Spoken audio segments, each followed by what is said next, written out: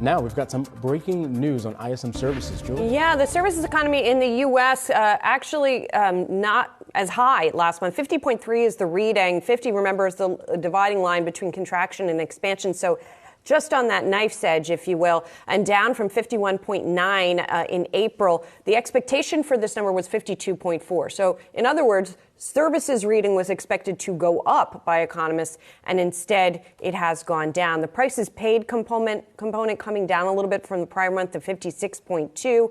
Employment also now below that 50 level at 49.2, and new orders at 52.9. So interesting to see this number here. I'm just going through the release here to see what else sort of stands out here. 11 industries reporting growth in May, it looks like.